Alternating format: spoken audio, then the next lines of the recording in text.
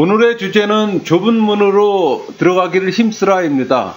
다른 표현으로는 좁은 문으로 들어가라, 구원에 이르는 길, 이런 표현도 있습니다. 그러니까 구원 얻을 자의 많고 적음에 관한 예수님의 교훈을 다루고 있습니다. 그러니까 예수님께서는 먼저 좁은 문으로 들어가기를 힘쓰라고 하시면서 하나님 나라는 들어가기를 힘써도 들어갈 수 없는 자들이 많다는 것을 시사합니다. 또 많은 유대인들이 하나님 나라에서 쫓겨나고 오히려 동서남북으로부터 많은 이방인들이 와서 하나님 나라 잔치에 참석하게 될 거라고 지금 하십니다.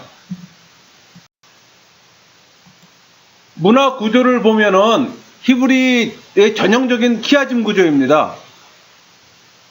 그러니까 A와 A-는 구원받는 사람, B와 B-는 쫓겨나는 내용, 그 다음에 C와 C-는 나는 알지 못한다. 그리고 메인 테마는 우리는 주 앞에서 먹고 마시다 라는 표현입니다. 이 키아즘 구조는 제가 여러 번 말씀드렸지만은 가장 강조하고자 하는 부분인 그 메인 테마를 가운데 배치합니다. 그리고 그 전후 내용을 서로 대칭을 이루는 거예요. 그러니까 이런 교차대고 구조는 읽는 독자로 하여금 문장의 그 핵심을 파악하고 또 문학적 운율을 느끼게 합니다. 그 자연스럽게 관심을 중심 부분에 쏠리게 하는 효과를 갖고 있어요. 그래서 우리가 그 성경을 볼 때 이 문화 구조를 좀 어느 정도 이해하면은 쉽게 그 핵심을 파악할 수가 있다는 거죠. 내용 분해를 하면 네 단락으로 구분되어 있습니다. 그러니까 22절은 예수님께서 순회 전도 사역을 지금 하시면서 예루살렘으로 여행하실 때 상황을 보여주는 거라면은 23절은 한 사람이 예수님께 구원 얻는 자의 수가 적느냐고 지금 질문하는 내용입니다. 그 다음에 24절에서 27절까지는 예수님께서 구원의 기회와 그 자격 내지는 그 방법의 제한성을 좀 지적하는 내용이에요. 그 다음에 28절에서 30절까지는 구원의 은혜가 유대인에게보다 이방인에게로 확대될 것을 시사하시는 내용으로 구성되어 있습니다.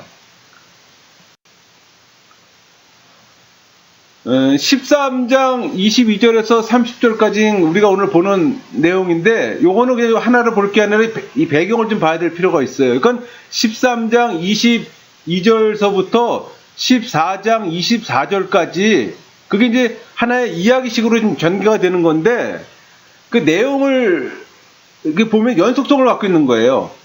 그러니까는 문맥의 흐름을 볼 때 전체적으로 보면 하나님 나라에 들어갈 자라는 그 분명한 주제를 연속적으로 제시하고 있는 걸 보면 알 수가 있어요. 그러니까 오늘 우리가 그 13장 22절 30절이 그 시작인 겁니다.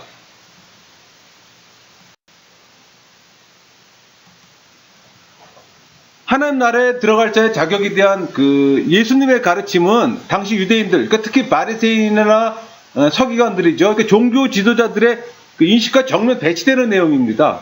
그러니까 먼저 예수님께서는 좁은 문으로 들어가길 힘쓰라고 말씀하시잖아요. 그러면서 그러면 많은 사람이 들어가고자 하여도 들어가지 못한다고 또 말씀하세요.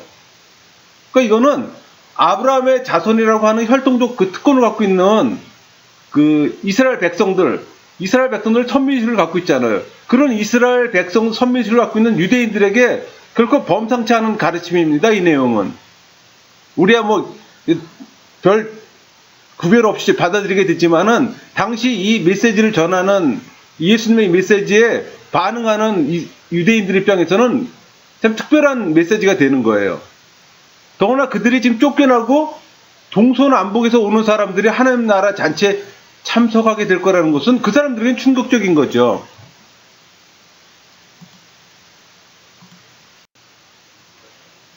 지리적 배경을 보면은 베레아 사역에 관한 기사입니다. 그러니까 이 베레아 지역은 요단 동편 베레아 지역은 이방인 지역이잖아요. 그러니까 누가복음이 팔레스타인 밖의 이방인을 대상으로 쓴 복음서라는 걸 증명해 주는 겁니다.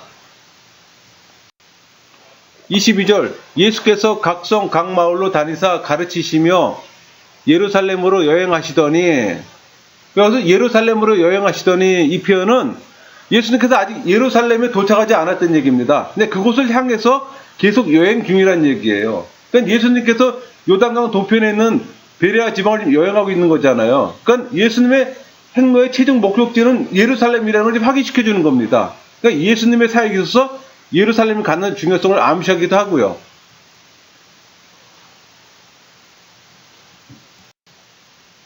23절 어떤 사람이 여짜오되 주여 구원을 받는 자가 적으니까 그들에게 이르시되, 이 질문을 한 사람은 12제자 중에 한 사람이기보다는 예수님을 따르는 아마 무리 중에 하나라고 보입니다. 그 당시 유대 문서에는 구원을 받을 자가 멸망받을 자보다 적을 거란 내용이 기록되어 있어요. 그 외경 에스드라 이서에 표현되어 있는 건데, 그 당시 유대인들 사이에는 이 문제는 상당히 많이 논의하고 있는 주제이기도 했던 거예요. 그래서 그 논의되는 그 주제를 질문의 배경으로 지금 깔고 있는 겁니다. 그렇게 이해를 하셔야 되는 거예요. 그러니까 이 질문에 대한 예수님 답변은 어때요? 이 23절 이후 24절부터 30절까지 연속해서 나오는 내용이에요. 예수님 답변은. 근데 이 답변은 질문자의 의도대로 적다 많다 그런 직접적인 대답이 아니에요. 그러니까 예수님께서는 구원 얻는 자의 수가 많고 적음에 대한 그 질문을 계기로 해서 구원에 관련된 보다 폭넓은 교훈과 또 앞으로 전개될 구속사의 비밀을 지금 계시하는 겁니다. 여기서 구원받는 자들, 헬라어로 소노메노이죠. 미래적 의미입니다. 그러니까 구원받을 자들, 그걸 얘기를 하는 거죠. 24절 좁은 문으로 들어가기를 힘쓰라. 내가 너희에게 이르노니 들어가기를 구하여도 못하는 자가 많으리라. 여기서 힘쓰라. 헬라어로 아고니제스인데 이 말은 그 투기장이나 운동 경기에서 전력 투구하는 모습을 나타내는 말입니다. 그러니까 안락한 상황이 아니라 매우 힘든 수고로 경주해야 되는 걸 말하는 거예요. 이것은 도덕적으로 순결하기 위한 노력뿐만 아니라 하나님께 나아가는 것을 방해하는 모든 내적, 외적 적들의 그 영적 싸움도 포함되어 있는 겁니다. 그러니까 예수님께서 항상 말씀하시던 자기 부인의 길을 말하는 거죠. 그러니까 여기 23절에 구원을 받을 자가 미래적인 것에 비해서 여기서 나오는 힘쓰라는 현재형이거든요. 그러면 신앙의 현재적 삶의 중요성을 지금 말해주는 겁니다. 그러니까 다른 말로 구원은 미래적인 거지만 그 구원을 결정하는 것은 현재적인 신앙의 삶이라는 거예요. 그리고 여기서 구하여도 헬라어로 제테수신, 이 말은 추구하다, 몹시 바라다 그런 뜻이에요. 그러니까 개인적 추구와 노력을 가리킵니다. 그러니까 구원에 있어서 아무런 결과를 가져다 주지도 못하는 많은 사람들의 헛된 노력과 지금 시도를 가리키는 거예요. 여기 후반절에 내가 너에게 이르노니 들어가기를 구하여도 못하는 자가 많으니라. 이 표현은 구원의 길이 어려운 길이기도 하지만은 그나마 정해진 기한이 있다는 거예요. 그 기한이 지난 뒤에는 들어가고자 해도 불가능하다는 겁니다. 25절 집주인이 일어나 문을 한번 닫은 후에 너희가 밖에 서서 문을 두드리며 주여 열어주소서 하면 그가 대답하여 이르되 나는 너희가 어디에서 온 자인지 알지 못하노라 하리니. 이 25절은 비유 형식으로 되어 있습니다. 그러니까 마태복음의 평행 본문이 마태복음 7장 22절에서 23절이거든요. 거기서는 예수님이 직접 말씀하시는 걸로 되어 있어요. 여기서 서서 두드리며, 이 표현은 아무런 결과도 가져다 주지 못하는 그들의 그 계속적이면서 헛된 노력들을 부각시키는 겁니다. 그러니까 평행 본문인 그 마태복음에 비춰볼 때 본문의 그 집주인은 심판주 예수님을 가리킵니다. 그리고 문 밖에서 문을 두드리는 사람은 좁은 문을 선택하지 않은 사람들을 볼 수 있고요. 그러니까 25절의 이 배경은 한 주인에 의해서 베풀어진 잔치집이에요. 근데 여기서 그 주인이 그들을 예전부터 몰랐다는 거예요. 그들이 예전부터 그 주인의 청한 손님 가운데 들어있지 않음을 지금 시사하는 겁니다. 그러니까 25절은 주인으로 상징하는 하나님께서 아시는 자, 즉 구원하기로 확정하신 자들을 구원으로 받고 여기서 죄된 자들은 구원을 받지 못할 거라는 것을 암시하는 구절입니다. 26절 그때 너희가 말하되 우리는 주 앞에서 먹고 마셨으며 주는 또한 우리를 길거리에서 가르치셨나이다 하나. 그러니까 문 밖에서 거절당한 무리들은 예수님과 안면이 있음을 주장하는 거예요. 그런 거 보면 유대인인 게 맞죠. 근데 이들은 예수님과 친분으로 구원을 보장받으려고 하고 있어요. 그러나 진정한 의미에서 신분이 있는 것인지는 의문의 여지가 있어요. 왜? 첫째로 그들이 제시한 상황은 주 앞에서 먹고 마셨다는 표현을 쓰잖아요. 근데 유대사에서는 함께 식사하는 것은 친밀한 교제를 표현하는 겁니다. 하지만 이들이 형식적으로 예수님과 함께 식사한 적은 있을지 모르나 진정한 의미에서 친밀한 교제를 나눈 것 같지는 않아요. 예수님이 모른다 그랬잖아요. 그리고 둘째로 그들이 제시한 것은 주께서 그들을 가르치기로 했다는 표현을 써요. 그러나 그들이 예수님의 가르침에 대해서 응답한 흔적은 전혀 나오지 않습니다. 따라서 그들과 예수님 사이에는 아무런 인격적 친분도 없었던 걸로 봐야 되는 거예요. 그 마태복음의 그 평행 본문 7장 22절 그날에 많은 사람이 나더러 이르되 주여 주여 우리가 주의 이름을 선지자 노릇하며 주의 이름으로 귀신을 쫓아내며 주의 이름으로 많은 권능을 행하지 아니하나이까 하리니 그들이 예수님의 이름으로 선지자 노릇도 했고 귀신도 쫓아냈고 많은 권능을 행했다고 주장했잖아요. 그러나 그런 것조차 구원을 보장해 주는 데는 아무런 효과를 발생하지 못한다는 얘기예요. 하물며 본문의 조건들이 아무런 의미를 갖지 못하는 것은 당연한 겁니다. 그러니까 26절은 예수님 주변에서 외적 교제를 나누고 가르침을 듣는다고 해서 구원받을 수 있는 것은 아니라는 사실을 보여주는 거예요. 우리에게 주는 시사하는 바가 큽니다, 여러분. 오늘날 성도들이 교회에서 출석하고 그 성도와 교제도 나누고 성도로서의 외적 모양을 갖추고 있다 해도 구원받는 것이 아니라는 사실을 보여주는 거예요. 그러니까 진정 구원받을 수 있는 자는 형식적으로 주를 따르는 자가 아니라 바른 믿음으로 주와 더불어 깊은 교제를 나누는 자랍니다. 그게 중요한 거예요, 여러분. 여러분들은 지금 이 메시지를 어떻게 받아들여요? 27절 그가 너희에게 말하여 이르되 나는 너희가 어디에서 왔는지 알지 못하노라 행악하는 모든 자들아 나를 떠나가라 하리라. 지금 무리들은 자신들과 예수님 사이를 연결할 수 있다고 생각하는 사항들을 열거했지만은 결국 그들에게 주어지는 단호한 대답은 전혀 아는 바가 없다예요. 예수님께서 I don't know you 이거예요, 여러분. 간단하게 말해서.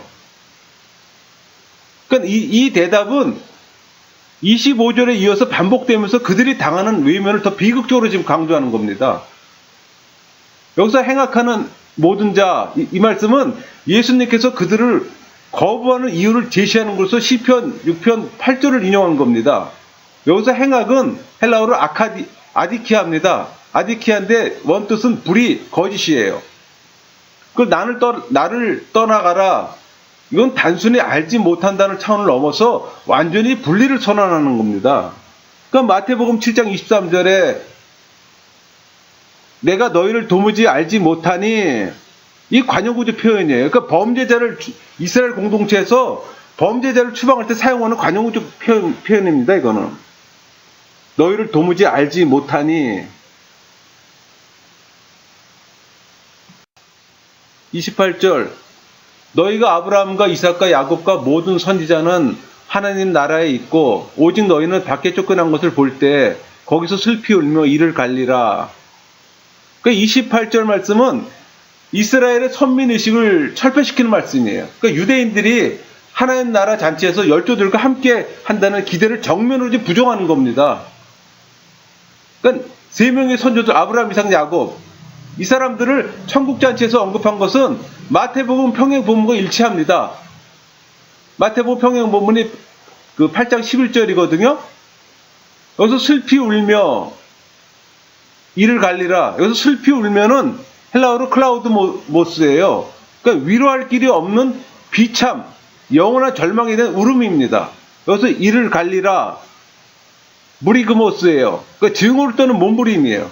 그러니까 이 본문이 표현하는 그들의 상태는 절망적 후회 차원을 넘어서 주님의 강한 적대감까지 표시하는 아주 최악의 상태를 보여주는 겁니다.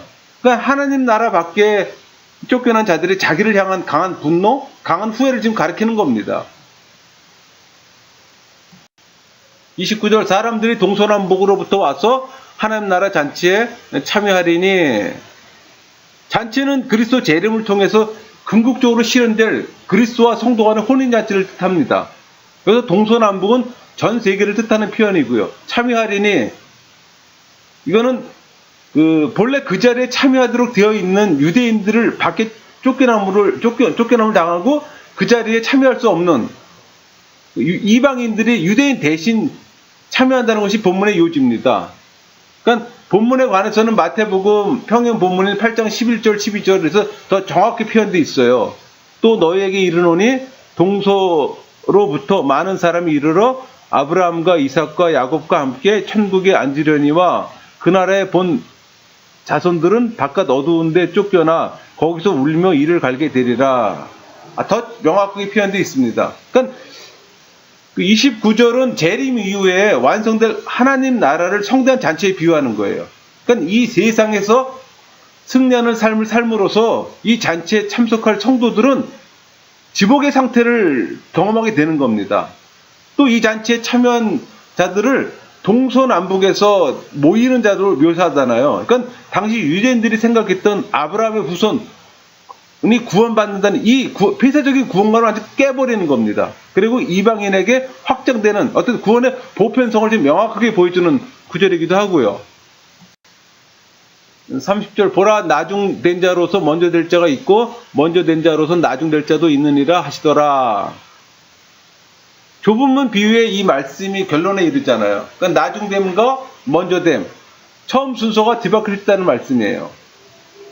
현재 마지막에 있는 자들은 미래의 처음이 될 수 있고 현재 처음에 있는 자들은 미래의 마지막이 될 수 있음을 대구적 표현으로 비교하는 겁니다. 여기서 미래는 하나님 나라가 완성되는 종말의 시점을 가리키는 거예요.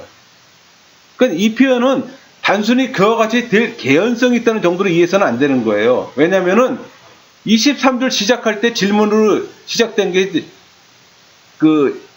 비유의 결론으로 할 수 있는 30절이잖아요. 그러니까 이 3절은 장차 이루어질 구속사의 비밀을 밝히는 예수님의 예언이기 때문에 그래요.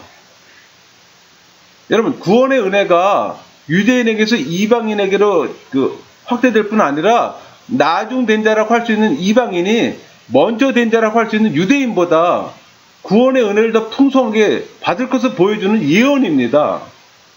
그러니까 아브라함의 후손으로 하나님의 택한 백성이 된 유대인이라 할지라도 그리스도를 배척하고 멀리하면은 진리에서 떠남으로 인해 구원에서 멀어지게 되고 오히려 복음이 이방인에게 더 널리 전파됨을 지금 예수님께서 예언하시는 거예요. 그게 결국은 사도행전이나 우리 서신서가 그걸 다 드러내잖아요.